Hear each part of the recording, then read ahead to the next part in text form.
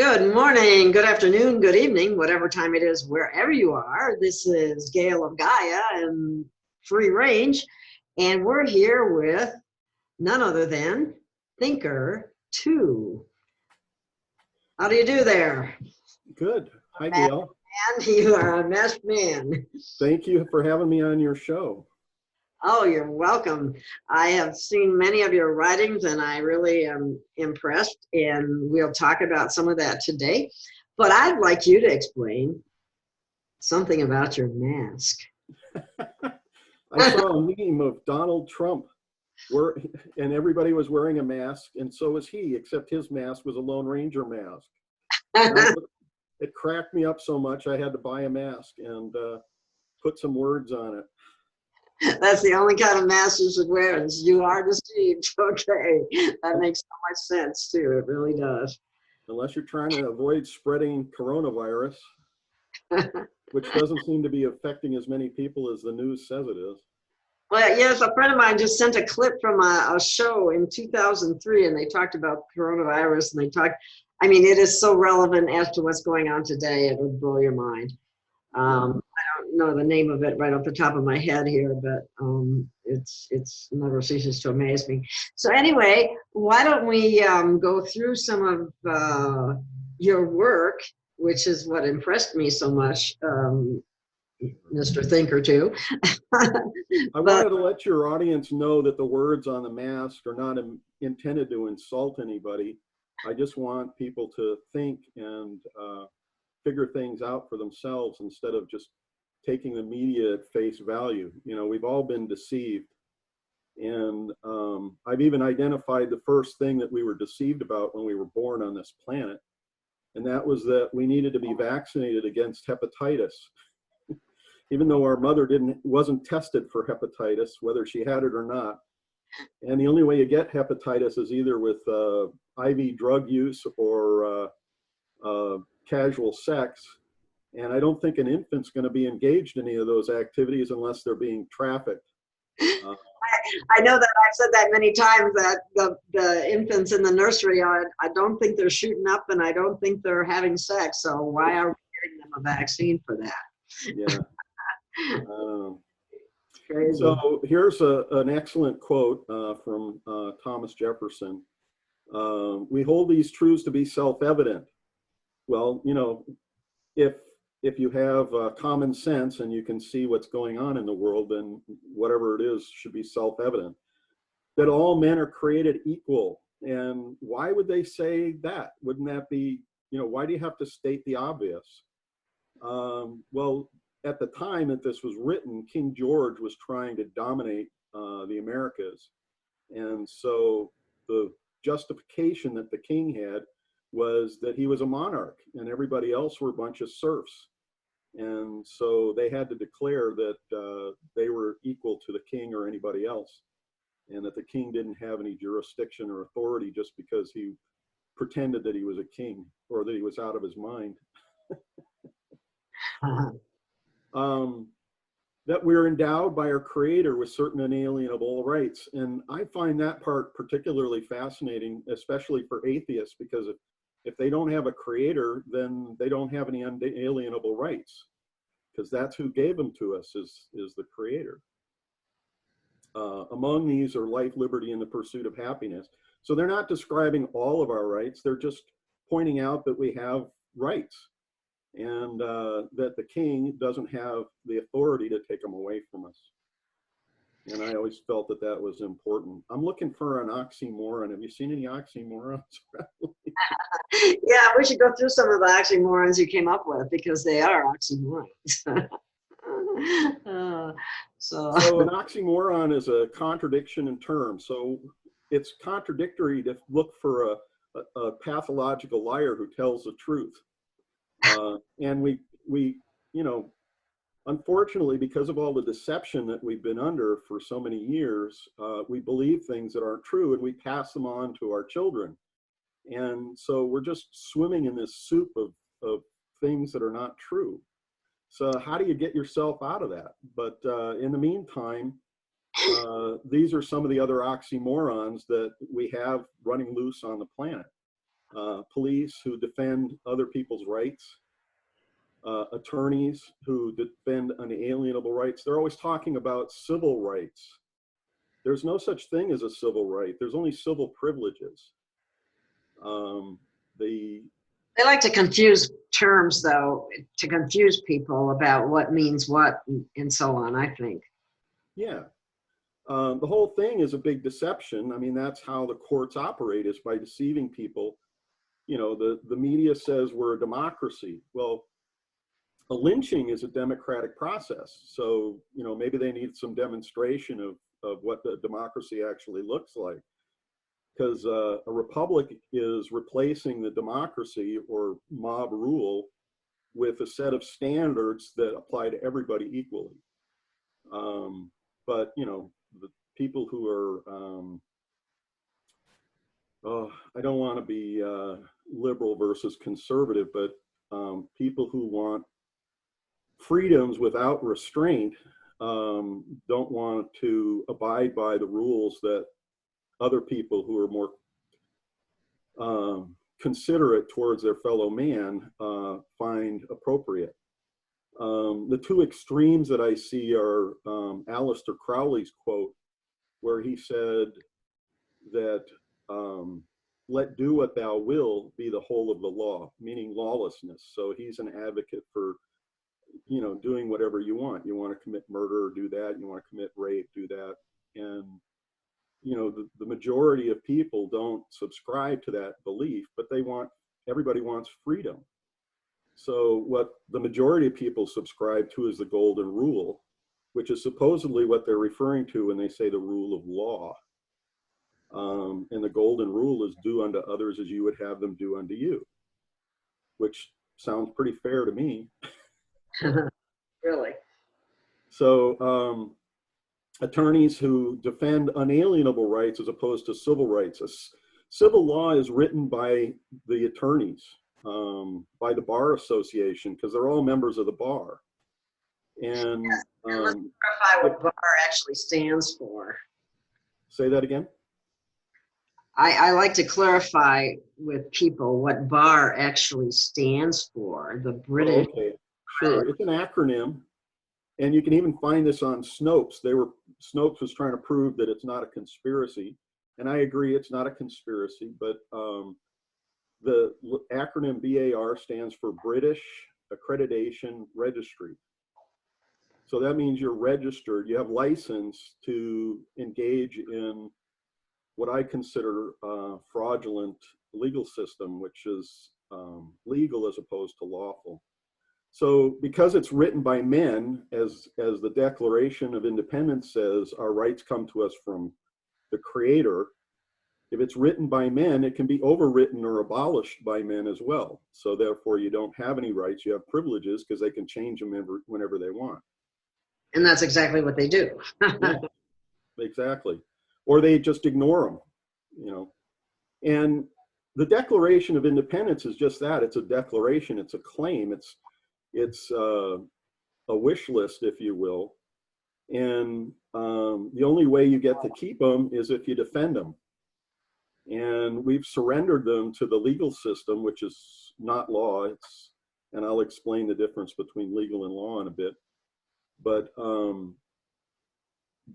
know, they make up whatever they want to be legal. The government defines what's legal, and the government, in terms of defining what is legal, is the Bar Association, because they've handed over that part of the Constitution to the bar. Well, isn't it interesting how the attorneys got involved in that? And isn't there some place where it's stated that you can't be an attorney and be in politics, but yet everybody in politics is an attorney?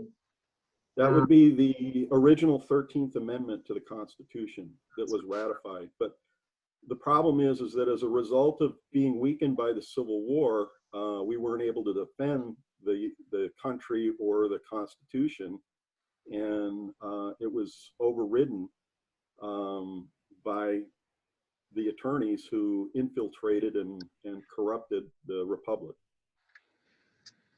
Attorneys seem to be pretty good at that, you know that?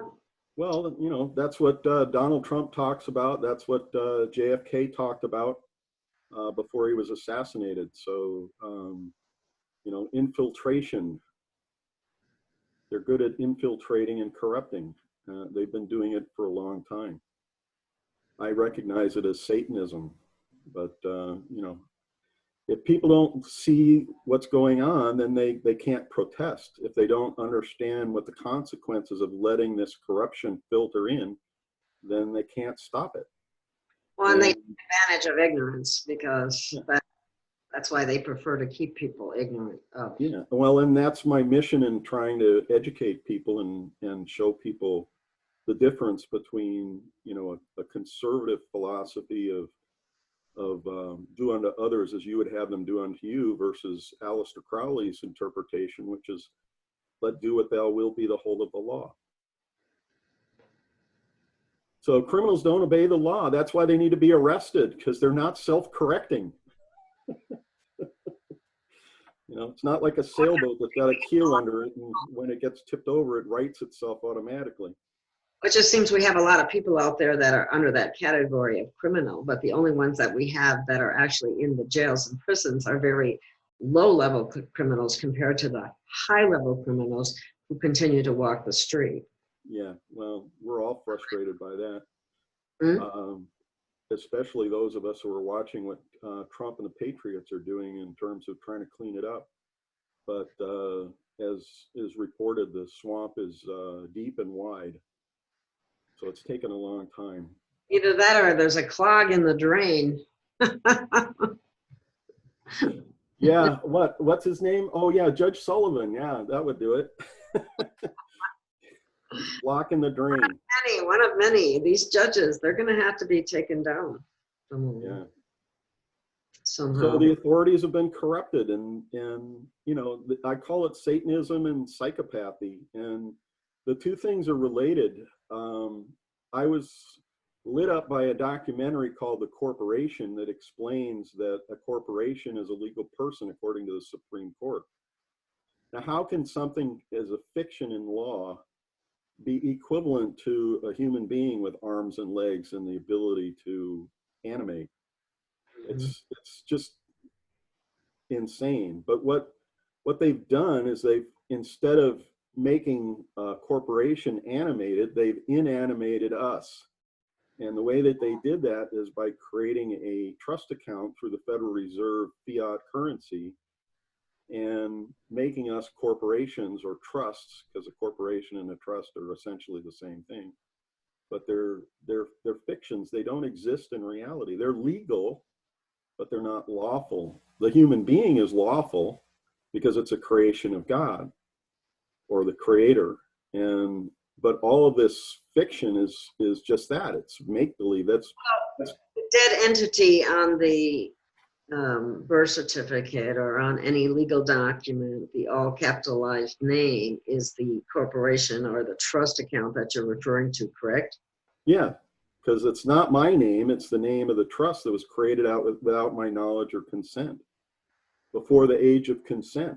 So, how can it be me? But the court operates as though it's legitimate because they've made it legal, and they ignore the fact that it was created in fraud by deceiving the parents.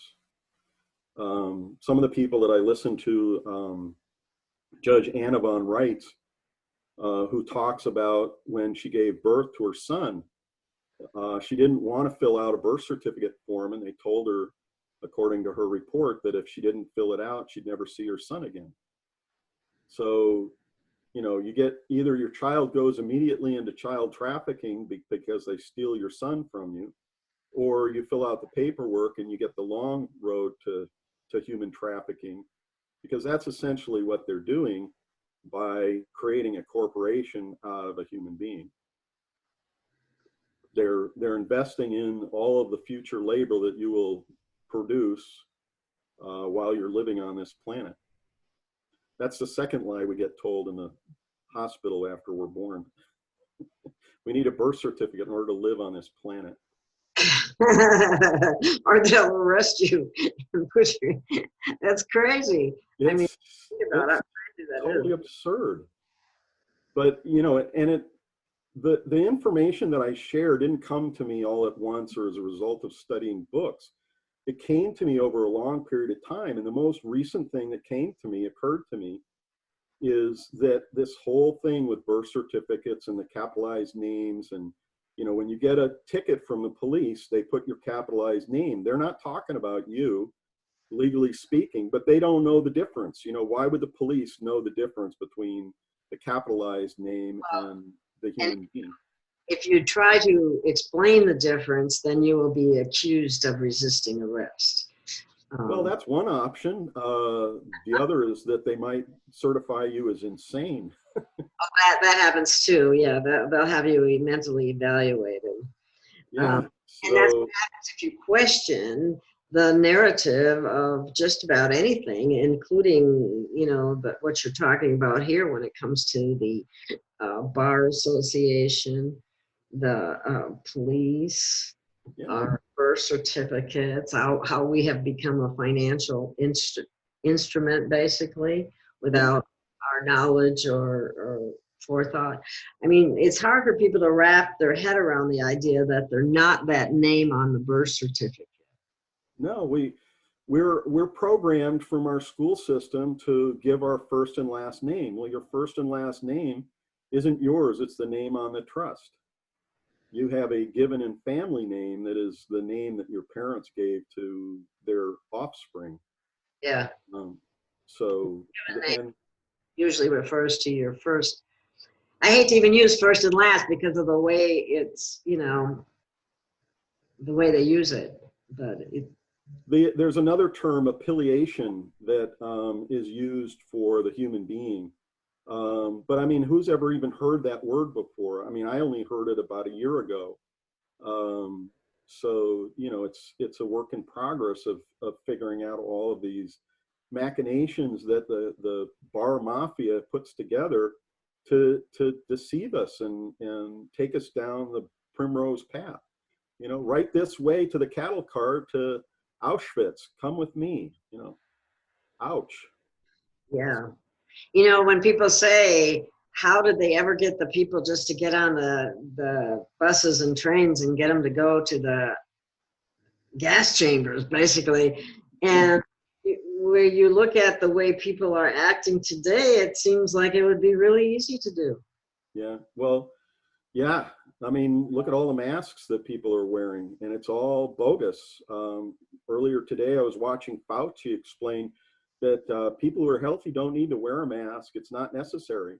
And then they show a picture of him recently behind Donald Trump with a mask on, because it's all programming. It's all to brainwash people into cooperating with their agenda. So after the mask, what's next? You have to have papers and you have to show that you've been tested. Okay. And then when the vaccine comes out, then you have to carry papers that show that you've been vaccinated. And I've been turned away from supermarkets for not wanting to wear a mask. They won't let me buy food if I don't wear a mask. So I guess, when they come out with papers, if I don't show my papers, they won't let me buy food. So I guess I have to starve to death. The whole thing is really insane, and why people want to wear a mask when it's actually unhealthy for a healthy person to wear a mask, because you're rebreathing the CO2 that you're exhaling. Just, there's no end to the insanity. It's a great environment for cancer growth and an inability to remove toxins from the body and so on. That's a very good point, because in another one of my posts, I mentioned Otto Heinrich Warburg, who was awarded the Nobel Peace Prize for discovering the cause of cancer. And what he explains is that when a human cell is deprived of oxygen, it becomes cancerous. And he says a cancer cell is distilling sugar instead of metabolizing sugar. So, yeah, wear your mask and get cancer. Good idea. Yeah, yes, indeed. Oh. Breathe that CO2 over and over again. No wonder people faint and have gotten in car accidents as a result of wearing the mask. And someone was even, I can't even comprehend this, actually running and wearing a mask. Wow. Yeah. I see him in the park all the time. Is that insane or what? Completely. We had a plumber come, and he was a very portly man, and he was wearing a mask. And I said, that's unhealthy. You shouldn't do that. But he kept his mask on the whole time he was here working on. He was very efficient. He did a very good job. But I was trying to convince him that, wearing a mask is poor for his health, especially given, that he's already overweight. So one of the things I love to do is look at some of the history of the law and where some of these things come from. And I'm not going back very far, only to World War II with Benito Mussolini, who was asked, what is fascism? Because he was the fascist leader of Italy, joining forces with Adolf Hitler. And he replied, it's corporatism. And what do we have here in America if it's not corporatism? And if you're familiar with the symbol of fascism, it's an axe surrounded by a bundle of sticks tied with a ribbon. And so the axe symbolizes the government, and the bundle of sticks represents the corporations that are in league with the government and doing the government's bidding, like the supermarkets that I went to. And they're not doing Donald Trump's bidding because he doesn't wear a mask, except the Lone Ranger mask. That was a meme. But when I go to the market and they force me to wear a mask if I want to buy food, that's their cooperation with the government that'll cut off your head, because that's the purpose of the axe. If you don't cooperate, if you don't do what you're told. Not quite that crazy in this state just yet. Well, give them time, But well, yeah. fortunately, Trump is way out ahead in terms of winning the election, so I don't think we're going to have to deal with that. But in the meantime, we should point out to folks, I'm not into being belligerent. I'm not into, being rude to people. I just want to wake people up to, what are your options? What is it that you think you're accomplishing by wearing a mask or by forcing other people to wear a mask? And I mean, that's my reference up here to QAnon. He finally posted Title 18, 242, which is deprivation of rights under color of law. Well, store policy is color of law. All the codes, acts, and statutes are color of law. The law is the golden rule, as I mentioned earlier, and the Declaration of Independence, the Constitution, and the Bill of Rights. Those are the things that we recognize as law. And all the codes, act, there's no amendment to the Constitution that says that the police can substitute policy for law. But they do. Yeah, there's no amendment that says that they can use code as a substitute for law, but they do. So, but we don't object. So our failure to object is giving them permission, because that's the way the legal system views, lack of participation. They interpret it as consent. If you don't say anything, that's your tacit agreement. Right. And I was listening to an attorney the other day talking about objection in court. And if you don't object to anything that the judge does in court, then you have no basis for an appeal because you didn't object to anything. So that means that you consented to everything. And, another common misunderstanding, the police bring you a citation and they tell you that signing it is not an admission of guilt. No, it's not, because they're not operating in a guilt or innocent domain. They're operating in a contractual domain. So by signing the ticket, you're agreeing to what's on the ticket. So you're agreeing that you committed that crime and that you're going to resolve the citation. But if you don't, they will proceed to arrest you as well. That's right. That's right, because that's the orders that they're under. See, the police are protected by the bar mafia. And one of the things that I figured out very early on is that, win, lose, or draw, the attorney and the judge make their money. And if the police didn't create any conflict by going out and grabbing people, then they would be out of a job. They would be acting as peace officers because there wouldn't be any disruption to the peace. You know, I love these cases where they charge someone with disorderly conduct or resisting arrest, and there's no other charge. Well, he wouldn't be resisting arrest if you weren't trying to arrest him. So you're the initiate of the conflict.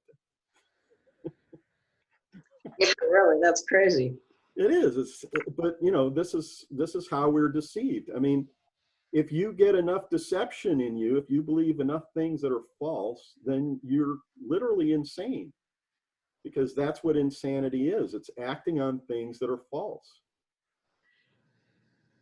You know, if you think that you see something that's not there, you're insane. And if you don't see things that are there, you're insane. One of my contacts was picked up by the Secret Service and interrogated. And during the course of the interrogation, he asked the Secret Service agent if he had a definition for insanity. And the agent was honest enough to say no, he didn't have a definition for insanity. And so this guy says, well, how do you know you're not insane then? You know, because you run around arresting people like you have authority to drag people off the street because they disagree with you, and then you threaten to sue them and make them bankrupt like Michael Flynn. And based on what? Because you don't like their point of view? You don't, you know. That part of that is, that happens at levels much farther down than the Michael Flynn, who, you know, got a lot of publicity, and it bankrupted him. Can you imagine all the people at the lower levels, the lower income levels, how they get bankrupted and railroaded and put into a system that is based on the fines and so on, pad the judge's retirement. The attorneys, prosecutors, and public defenders both get paid from the same source. Police are given an incentive to have to meet quotas with tickets and so on. And all of this circles around in such a way that the people are paying continuously, Right. in a shape or form. Is that just my imagination, or? No, you've hit the nail on the head. But I mean, that's why I point out that, you know, the history of being a judge or being an attorney or being in the legal system, you know, goes back to before ancient Egypt. And the Pharaoh of Egypt was God on earth, and what he said goes. And so, you know, if he wanted something to be illegal, then he made it illegal. And if he wanted it to be legal, he made it legal. And it's no surprise that, you know, we've got these barristers with these wigs. That's kind of interesting how the similarity there. Yeah, because the emperor or the pharaoh was the judge for his region. Okay, and now we've got these guys in wigs, you know, and thank God they're still wearing these stupid wigs to show off what they're really about. It's a lunatic asylum. They think they have the authority to deprive people of their rights and their freedoms. It's insane. You know, if you're not harming anybody, if you're not damaging their property, that's how the Republic recognize what is law and what is not. If you're breaking the law by harming someone, injuring someone, or damaging their property, then you're breaking the law. But until that happens, you know, having an argument with somebody or raising your voice or whatever, today they'll arrest you for that. You know, trying to set somebody straight is you know, considered a disturbing the peace or whatever. Yeah, people have get all of these different laws, you know, they're not even laws, these statutes or municipalities or whatever they happen, whatever title they come under. They have done nothing but cause people more problems than good, in my, you know, opinion. That's how well, we you get. just reminded me of something that I meant to share early on, is that there's a fundamental thing that most people don't understand about the law. The word law is similar to the word church.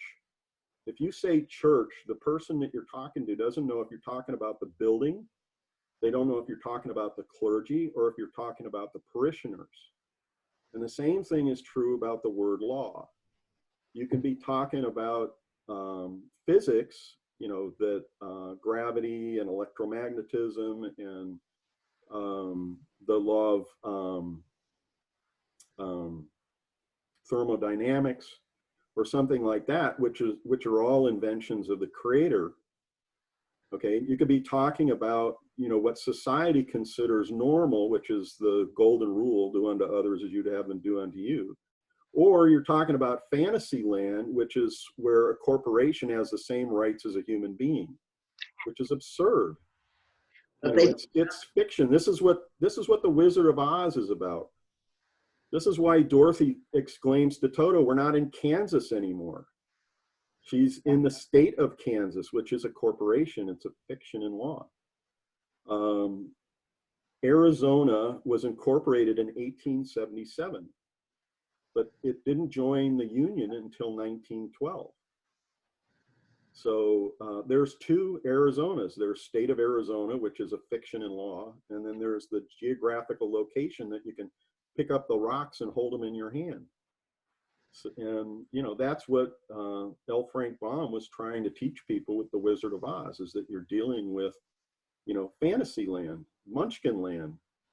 And you know, they trotted out the mayor of Munchkin land. Ask an attorney if he can tell you the difference between Arizona and state of Arizona. Watch his eyes roll around in his head. You know, it's craziness. It's all built on this deception. I mean, that's how con men work, right? Is con man works by deceiving people. Like they don't know what you're talking about, or they'll, you know, or it's silly, or that's not the world that they live in, or stuff like that. Because I have, you know, said things to attorneys just to see what they'll say. Yeah, me too. That's one of my fun things to do, is to go up to an attorney and say, "Excuse me, are you a member of the bar?" And he'll say, "Oh yeah, I'm a bar attorney." I'll say, "Have you registered as a foreign agent?" He's like, "What?" I said, "Well, BAR stands for British Accreditation Registry. So you're a foreign agent, right? Masquerading as an American, you know, serving an agenda of a fascist institution called the BAR, which is under the Crown Corporation in England. Correction, the City of London, which is a separate city-state, the way that the Vatican is a separate city-state from Italy. It's a completely different nation. And it's largely all comes back, you know, all roads lead to Rome. And this is what they're talking about, is that through the City of London, there's 3 city-states, and maybe people have seen that documentary. But, you know, the 3 city-states are the Vatican, which is supposedly the religious center, and the City of London, which is the banking or financial center, and the District of Columbia, which is the military center. We go around beating everybody over the head who doesn't do what the bankers want them to do. You know, when Muammar Gaddafi started giving his people gold and free educations and so forth, we had to go in there and shut it down. And that's what they did. You know, thank God somebody with some sanity is in the White House. They pull us all into the Washington, D.C. district, and as a citizen or fictional person. Yeah, they've expanded the geography. Again, it's all fiction, so they can do whatever they want, you know. They can set it up any way they like, but that's what makes it fraud. It's antitrust. It's a monopoly, you know, it's RICO. It's also, you know, from looking at Black's Law Dictionary and looking up the different definitions of words, like a person, you keep running across the same word over and over again, and that's feudalism. Well, feudalism is where, you know, the average people are all slaves working for the monarch. And who's the monarch? Well, we call him a governor today. Yeah, we have some governors that seem to think that they're of that status. I call it rebranding. Communism in Russia failed, and communism in China is a disgrace, although they call it the People's Republic of China, like that's for real. And then, so because communism became a bad word, they started using the word socialism. And now socialism is a bad word, so they want to use progressivism. And I call the changing of those names rebranding. They're just changing the name of the same phenomenon, because the principle of communism, socialism, and progressivism is free stuff. And the way that they get the free stuff is by taking it from us.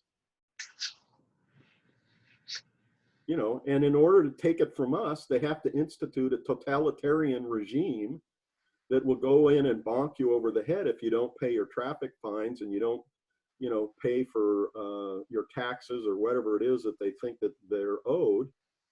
And so every single one of those systems, even though it's rebranded, it has a new label on it, it's still the same practice of taking things that don't belong to them.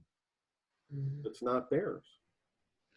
Well, you have to wonder how, I see this, you see this, others see this. How do we ever get it changed? Well, that's one of the things I've pondered too. And I'm grateful that Trump is making a good effort. But I think this is so ingrained and so hard for people to see. And again, we're really talking about two types of freedom. We're talking about a liberal freedom, which means you can do whatever you want, versus a conservative freedom that says there's limits on what I can do. I can't steal from my neighbor. I can't kill my neighbor because I want his house. Okay, this is the rule of law that says up to this point you can't engage somebody. Just because you want somebody's house, you can't get your neighbors together and form a majority and throw that person out by mob rule or hang him or whatever. So which system do you want to live under? But again, it's two different types of freedoms, and some people don't see the problem with their behavior.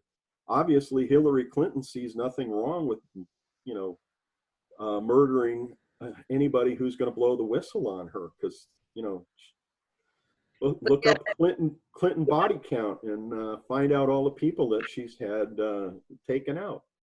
The law enforcement and bar attorneys and so on can't seem to find any evidence to convict her of anything either. Right. So it's amazing. It gets pretty crazy. We spent a lot of time on this. One of my, I put down here a person. A person is a fiction in law. Why do I say that? I mean, the common use of person, it doesn't matter what word you use if you're not in a court of law. When you go into a court of law and you become a person, you're a slave. You're a 14th Amendment citizen. The 14th Amendment substitutes the words citizen and person for the words in the beginning of the Constitution, which talk about all men and we the people. Then you try to tell somebody you're not a U.S. citizen, and then they're really looking at you funny. Yeah, right. Why do I want to be a citizen? A citizen has an obligation. That's one of the things that the sergeant said to me one time. He says, I know you're not a sovereign citizen, so what are you? I said, I'm a man. It isn't complicated. I don't have to make up some title for myself that I'm something that I'm not. I don't have to claim to be a judge. I don't have to claim to be an attorney. I don't have to claim to be a driver. If I'm a driver, I'm playing in their rule book because they've defined what a driver is. Well, go ahead. It's to the point where it's hard to talk and make a point knowing, once you know how some of these different words are used and how they're used against you. And it's like, you're going to drive someplace. Well, no, I guess I better say I'm going to travel someplace. Right. You see how they have us so, the semantics of it all just really get boxed in with all these words. I had a customs agent at the Canadian border telling me that I was doing what you just said, and I've already lost my train of thought. That I'm using semantics. I said, I'm not the one who's using semantics. You're the one who's enforcing your codes on me. You're the one who's using semantics. It's so bizarre. I think this is the one that you would like me to focus on, California code. Aren't they different codes are pretty much the same in all the states, right? There might be a little bit of difference, but not much. Yeah, you're going to find pretty much the same, if not identical wording. You're going to find very similar coding from one state to another, especially with regard to vehicles. But, you know, I went into the police headquarters and they said, and I had a copy of the vehicle code in my hand. He says, that's the law. And I said, really? Where is the word law on the cover of this book? It says California Vehicle Code. Okay, which means it's not law, it's code, it's color of law. It's pretend, it's make-believe, it's fantasy land. Okay, but if they can deceive you into believing that that's what you're supposed to be doing, then you're screwed because you can't argue your way out of it. And again, it uses the term person, okay, because I'm not a person, I'm a man. Well, why doesn't it say man? Because they don't have jurisdiction over man, they have jurisdiction over person. And the funny part of that is that they can actually call Walmart a person. Yeah, right. And that's what really confuses people when you start to do that. That helps you to see what person really means. It's corporation. And then it goes on to say a peace officer. Well, you know, it'd really be nice if the police were peace officers, but they're not. They're actually mercenaries because they're working for a corporation the way a security guard would. I once said to a security guard, you know, there's no difference between you and the police. And he was puffed up by that. He thought that was pretty special. I said, the only difference is that you don't have the bar mafia backing you up.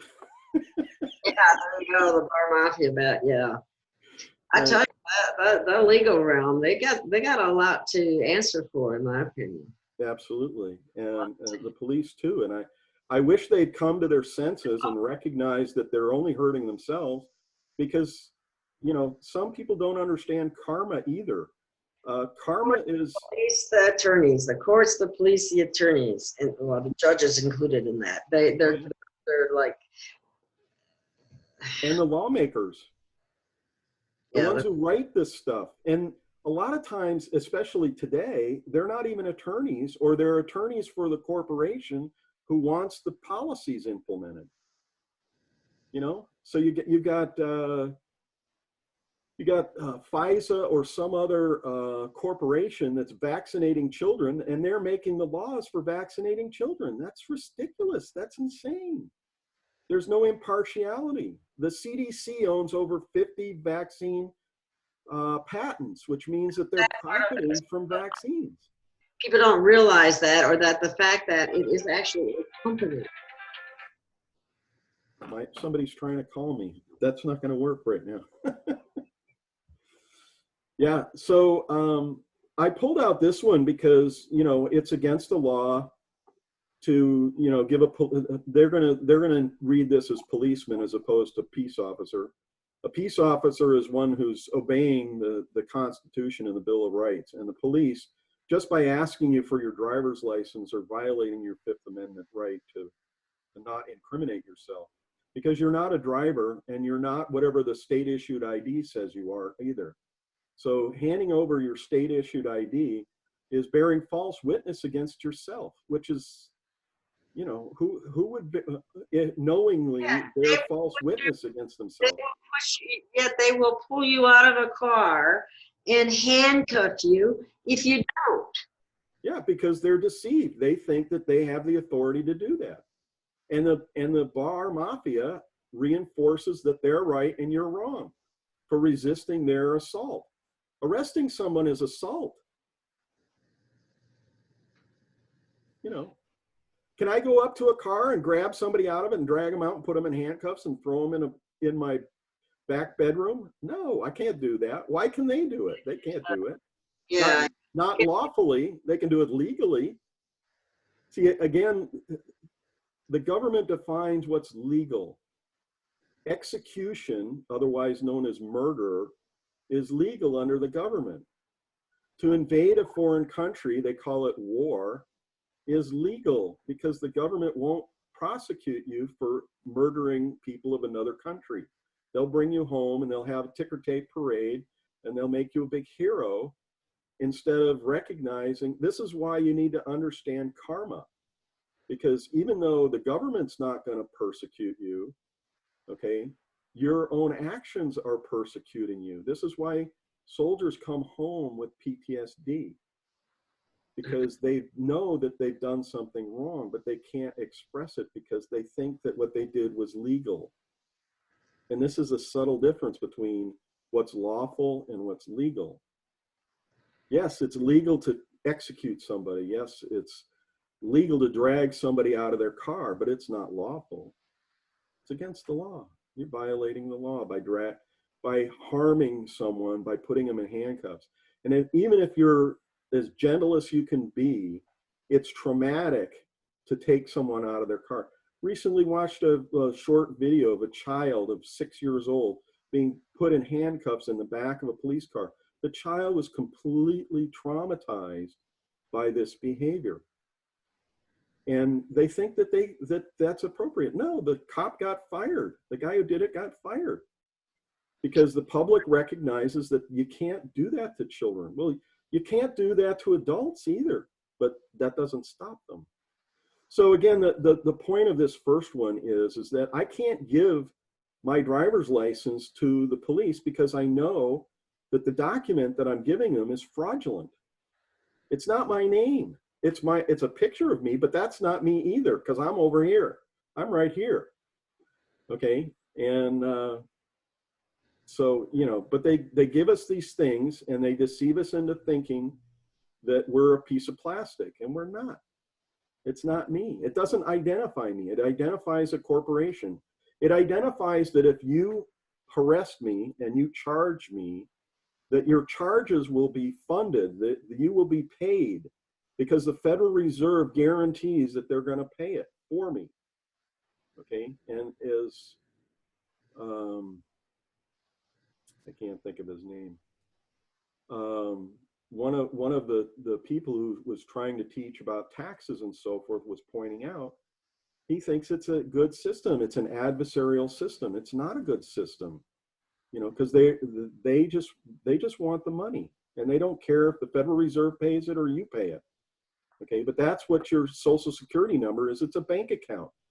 It's a bank account number, and I've even programmed it into Amazon. They won't let me make a purchase with it because I'm not authorized.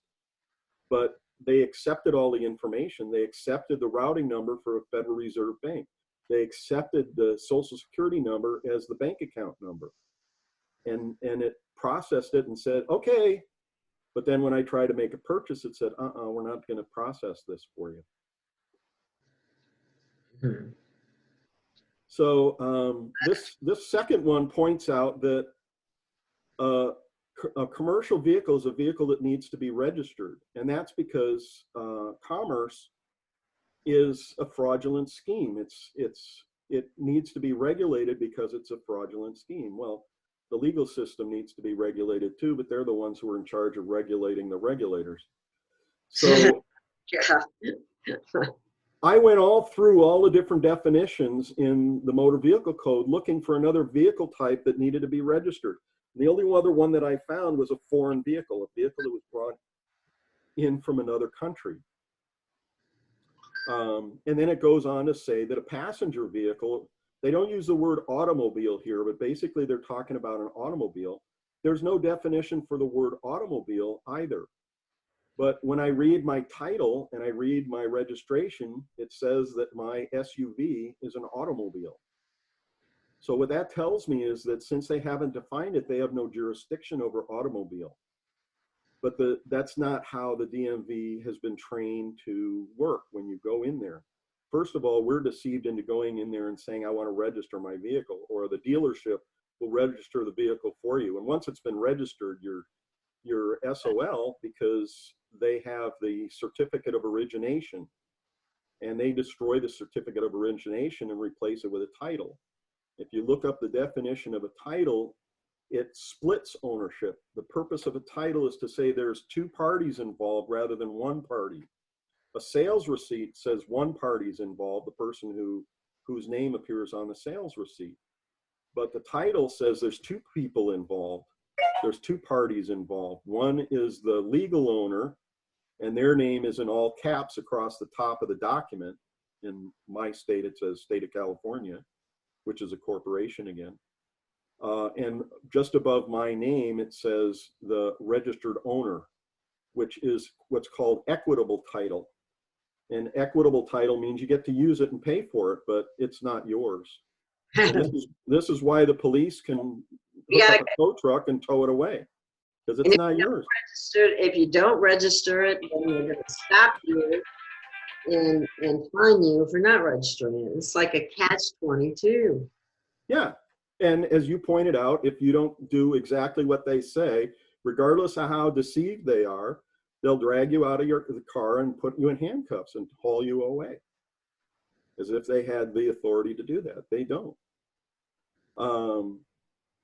So this third one here is a definition of a driver. And again, it uses the word person, okay, who's in actual physical control of the vehicle. Well, a person can't have actual physical control of a vehicle in color of law. See, that's deception right there, the way they're saying that, the way they're using that. Because a person is a fiction in law, and a driver is a fiction in law either. So a driver and a person are both fictions. A policeman is a fiction in law, because no mother ever gave birth to a human being that had a badge, a gun, and a uniform coming out of the womb. You know, it doesn't exist in nature, therefore it's fiction, it's pretend, it's make-believe. Somebody is desperately trying to get a hold of me. Should shut it off. I've done that twice. I thought I threw it far enough away. Now watch mine will ring. Probably. So, I didn't show. So now that they've defined what a driver is, they want to define what a person is. And if you use the word that you're defining, that's a fraudulent definition, because you can't, a natural person versus a person will, you know. I just throw that in there to confuse things too. Yeah, and then they say a firm, a co-partnership, an association. All of these are fictions in law. They're all make-believe. They're all pretend. They only exist on paper. They don't exist in reality. See, that's the first thing with people, when I was arguing one time about person and its definition and so on, and how it's not what you think it is. And the first thing that people would do is they'd look, even in black suits, then they'd say, natural person. Okay, well, that must be it. You know what I mean? That means me. And I'm going, no, it doesn't. It was just, they just put that again, that's legal BS put out by attorneys to confuse and confound stuff that should be much more simple than this. Yeah, that's what they do all day long, is just manipulate everything. And another decision by the U.S. Supreme Court is the police are not required to know the law. And if they were required to know the law, they'd all be a bunch of attorneys, and they'd quit being police and they'd go off and be attorneys, because attorneys probably make more money than the police. Although the majority of them are making six figures and better. The attorneys? The police. The police are making that much? Figures. Yeah. Figures? Yeah. Oh, yeah. I had a cop here bragging to me that he makes 10 times what the other people who are waiting in line for meals at the senior center make. That makes, that's annoying, because people just aren't, they're not worth that kind of money. I'm sorry. Yeah. Well, I told him, you know, they think they're worth, you know, $500 an hour and all this kind of stuff. And I'm going, well, I told him that, well, this is why they're mercenaries. You know, they're in it for the money. They're not in it for the justice or the law or the peace. They just want the money. But I told him that, well, you have to pay somebody a lot of money to get them to violate their oath of office and betray their fellow man. You know, because that's what they're doing. They're in a club. You know, their own society, and they have their own belief system that they're right and the public is wrong. We're enemy combatants as far as they're concerned, that we are the enemy, you know. But that's not how it was set up. It was set up that they're our employees, that we hired them to keep the peace. But you know, after the Civil War, they flipped it. The attorneys flipped it all around on us. Abraham Lincoln was an attorney, or at least he was a lawyer. I don't know if he was an attorney. I don't know if he did it deliberately or if he was taken out before he could rectify things, and that's why he was assassinated. Mm-hmm. So there's your fictional person, a natural person. How can a book that is completely written in fiction have anything natural in it? It's absurd. You know, because there's nothing natural in the motor vehicle code except the word natural as defining a person. Yeah, that was just pure deception. Yeah. Yeah, it's all a fraud, it's all a deception. But good luck trying to convince the judge knows that he's a criminal. If he doesn't, he's really insane. You know, and what difference does it make if he's a criminal or he's literally insane? How can any judge justify in their own conscience, if they have one, which they obviously don't, that by fining a person so much or committing them to so long a period in jail, prison, whatever, that they get a percentage kickback on that? Right. Well, that's a conflict of interest. The judge is supposed to be impartial. How can he be impartial when he's making a profit off of his decision? Exactly. Just like a doctor having a fully vaccinated 2-year-old gets $400 a head plus in addition. So how can that be concerned with the health of the child? Just like this, how can this be concerned with your rights? Well, that's what Sidney Powell and Judge Sullivan and everybody else who's jumping all over Judge Sullivan for his fraudulent activity right now. They're all pointing out that not only is it what he's doing against the law, okay, but it also overturns what the Supreme Court ruled 2 weeks ago.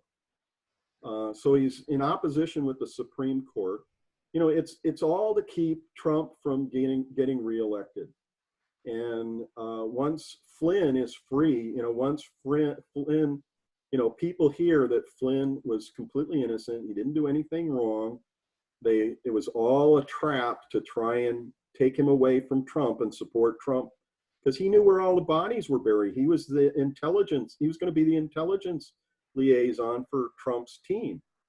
And he was going to tell them where all the bodies were buried. Well, they tied him up with this legal shenanigans of accusing him falsely of committing a crime, and he never did.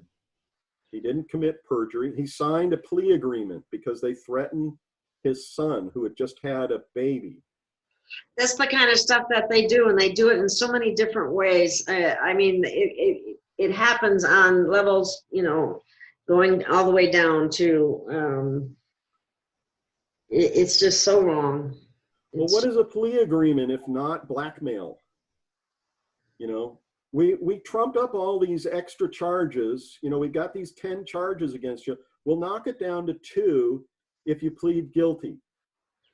And yeah, that's what they do. It's like the name of the game is put as many charges with the cops is put as many charges on there as you can possibly come up with and hope that a couple of them stick. Yeah. You know? And which that's pathetic, isn't it? It's disgusting. And, you know, because people don't understand karma the way that I do, or they don't want to understand karma the way I do, I see it as instantaneous and automatic. When O.J. Simpson killed those 2 people, he was screwed, okay? Before he had killed them, there was hope for his redemption. He could repent and he could not carry out the murders. But once he committed the murders, he lost his mind. If you listen to an interview of O.J. Simpson after the murders, they can't even air those interviews because he doesn't make any sense anymore. Because he completely lost his mind. He's defending his criminal act and claiming that he didn't do it. And everybody knows he did do it. And the only reason that he got off is because the judge threw out the blood evidence. That they found blood on the gate where he left, and it was his blood. But it was tainted with a preservative that they use when they take blood samples. Okay, but where he got that tainted from, that preservative, was because he and Kato Kalin had lunch at McDonald's before he committed the murders, and so he got the secret sauce from McDonald's on his hand, which has that preservative in it. And so that's why his blood was contaminated with a preservative, and why they threw the blood evidence that OJ was at the scene out of court and got him off. They also didn't want the riot that they anticipated would come if they convicted him, because the community was pissed. They considered it injustice in terms of Black people, but what are you going to do? You know, everybody's been deceived, myself included. You know, I don't say this because I'm not deceived. I've been deceived. I am deceived even now, because there's things that I haven't solved yet. I mean, I learn new stuff every week, ways in which I've been deceived. So this last one down here is that you have to be in a course of employment. You have to be using your vehicle for profit in order to qualify for the code in the motor vehicle code book. But they ignore this code that points that out. Okay, you have to be in the course of employment. So technically, someone that they stop and give a ticket to and say that they're, say, for example, they're speeding, right? Let's say they're not even speeding that much, but it's over the limit or what have you. They're not driving a car or a vehicle around in order to make money. They're just traveling from one place to another. Right. So if you're going to church or the supermarket or work, that's not commerce. Unless you have a passenger who is paying you, or you're transporting goods to work. Now you're engaging in commerce. Now you need to be regulated. Crazy. Absolutely crazy. Yeah. And on the flip side, there's all the case law for the right to travel. But you don't want to be a traveler, because if you're a traveler, you're a fiction in law again. Someone is going from point A to point, you're a man going from point A to point B, or a woman going from point A to point B. That's what I mean about the language. I mean, the semantics of it all. You get to the point where you hardly want to talk, because it's so easy to get tripped up in the language because of the way that they have manipulated it. Absolutely. Absolutely. So here's the definition of color from Black's Law. But I just realized this morning that it's because Black's Law keeps making references to feudalism in terms of the definitions of some of their words. The Black's Law Dictionary is the law of feudalism. They don't say it's feudalism, but if the words that they're using come from feudalism, and this is how they're using this book, this dictionary, then what they're doing is they're using a book of feudalism to regulate the legal system. Funny that you brought that up, because I thought of that earlier today when I was just thinking about Black Law Dictionary, you know, and how, you know, where does that really come from? And that's a good definition right there, feudalism. Yeah. And so, but you know, if you talk to 100 attorneys, I don't know that you'd find one who sees a connection between the Bar Association and fascism. What is the connection between the Bar Association and fascism? Well, it's a corporation, and a corporation is, as Mussolini said, is fascism. And so why is a corporation which practices fascism making laws for a republic?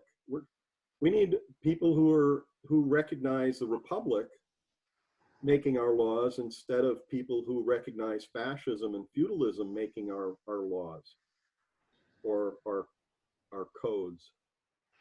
But again, where's the amendment to the Constitution that says that policies and codes are a substitute for law? Doesn't exist. And then the color of law. So, you know, it says here again and again and again, it's made up. It's not real. Distinguish from that which is real. It's like you need to scrap it all, every bit of it. Well, it's just a giant con job. Yes. And it wouldn't really. But. And then there's Title 18, 242, deprivation of rights under color of law. Well, all codes and acts are color of law. So if they're depriving me of my rights, you're violating Title 18, 242. And if you look at the bottom here, it says the penalty can include death, depending upon the harm that you do. You know, so if you ask some guy to show you his ID and he reaches in his back pocket and you shoot him because you think he's reaching for a gun, you've just taken his life under color of law. And it seems to me that the consequence for that would be the same punishment. So, and then these numbers are the descriptions that I gave verbally. Now, wow. And then this last part, Questa KV Trust, is the trust that is created from your birth certificate. So the hospital gathers up all the birth certificates that they got that month, and they sell them to the state. And I don't know how much money changes hands, but you know, there has to be money changing hands, or they wouldn't be gathering up those birth certificates. Does it go to the county before it goes to the state, or is that just a... That's possible, but you know, I'm not certain of the details of that. Okay. The point is that the state gets to sell them to Wall Street, and then they monetize it with the Federal Reserve. And so it's a bank account. You become a franchisee of the Federal Reserve System. So therefore, because you're a franchisee under the Federal Reserve, they get to make the regulations that regulate the franchisee. And who is the franchisee? It's the capitalized name. Wow. But it's all a racket. There is. That cap name is it gets us every time, and people just can't seem to wrap their head around that that's not them. Yeah. But I can say this from experience. I stood in court and said that that's not me. And they told me that that is you, or else you're going to jail. Catch 22, yeah. Okay. Oh, so I guess yes, you know. Yeah, right. That's what you have to do to the... Sounds like feudalism to me. They think they're God. Do what I say or I'll beat you over the head. That's the sad part, is they keep getting away with it. That needs to stop. Yeah, it's got to be exposed, which is why I've, you know, dedicated the last 10 years of my life trying to expose this stuff and show everybody. I'm having you on here, Thinker2, because I've seen some of the stuff in the manner in which you expose it, and I'm aware of it, and I'm saying, yes, maybe this will make it easier for people to see, because sometimes it's hard for people to see it or to wrap their head around the whole concept, but more and more people seem to be getting it all the time. But that all... No, Papa. Bye-bye. I'm having an interview, Papa. Not now. It's my father-in-law. That's okay.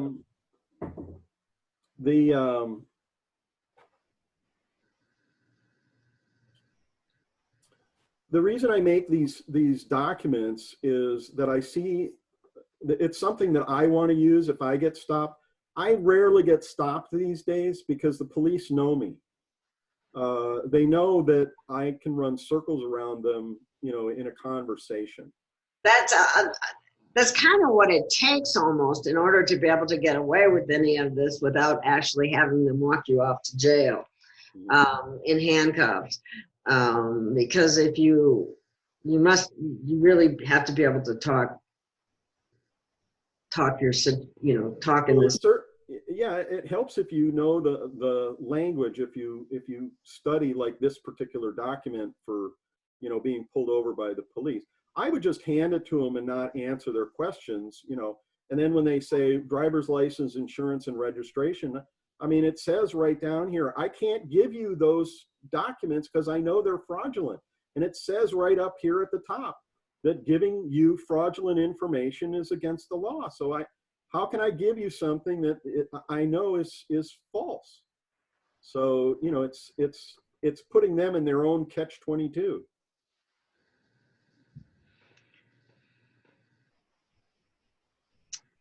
Yeah, sometimes it depends on the officer that you get to, or I hate to even call them officers, but the man that you actually end up talking to that has a badge and a gun on his Well, side. I'd never get physical with them. That's pointless because, they've got all the weapons, they'll kill you.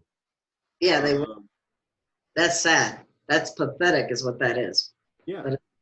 But I'll point out that, and the last time I had an encounter with the police, the lady said, "Let me see your driver's license."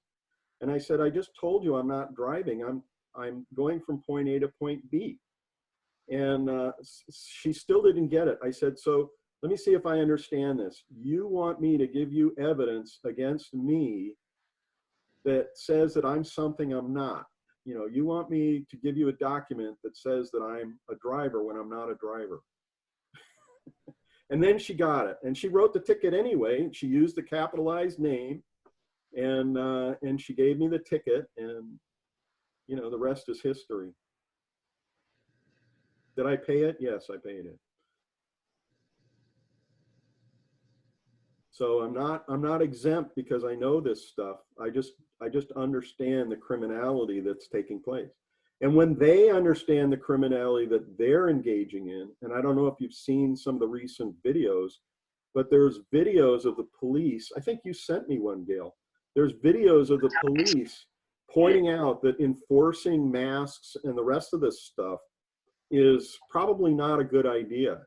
Yeah. Because unless they are successful in derailing Trump, whether they're convicted or not, there's a reason that police commit suicide. And it's not because they're obeying the law. If they obeyed the law and they were actually peace officers, there wouldn't be any police killing themselves. They kill themselves because they figure out what SOBs they are and how they've destroyed their lives by believing a bunch of lies, by acting like lunatics. Well, yeah, and look at the lives that they destroy too sometimes. Yeah. Over bullshit evidence or just bullshit. Or lying in court. Just to make themselves look good. Yeah, or being twisted by a district attorney. There's consequences for all of those things you do, and I call that karma. And if you keep doing it, you're going to repeat it. You're going to keep repeating it over and over again. And the only way out is to resign. I'm not going to do that anymore. And I don't mean that you have to quit the police department necessarily. That's an individual thing. But if you tell your boss you're not going to do what he says anymore, he's going to fire you. So, I don't know. Sometimes once you know the truth, it's really hard to go back. It's almost, exactly. You almost have to quit. You almost have to go find something else that you can do. And I'm sure there are many, many things that, people can do. They just initially can't see it because it's a little bit frightening. Well, that's what the awakening's all about. We got to wake people up. That's, what I've been doing for like the last 25 years. Well, it looks like we are just about out of time here. So we have gone an hour. So I think we want to maybe take this up again another time. Sure, Gail. It was a pleasure. Thank you for having me. We covered quite a bit of stuff. But we may want to talk about the bar mafia more, or we may want to talk about the police as mercenaries more, or some of these other interesting things, or wearing masks. So anyway, I want to thank you very much for taking the time and being on the show. And I appreciate what you've shared. And I wonder if you might tell people where they might find some of your other written material. Well, I understand you're posting my material. Lately, I've been posting on a website called Operation Disclosure. And I just send him stuff and he puts it on the internet. I used to go to forums and stuff like that, but people wanted to argue with me and stuff, and they're entitled to their point of view, and this is my point of view. Mhm. So I didn't really see the value in necessarily arguing it. I don't mind answering questions, and occasionally I get a question once in a while. And if you get questions, you're welcome to forward them to me, and I'll see if I can answer them. Alrighty then. Well, thank you so much, and thank you, audience, for listening. And I think we'll call that a wrap. Have a blessed day. Thank you, Thinker2. Bye. Want to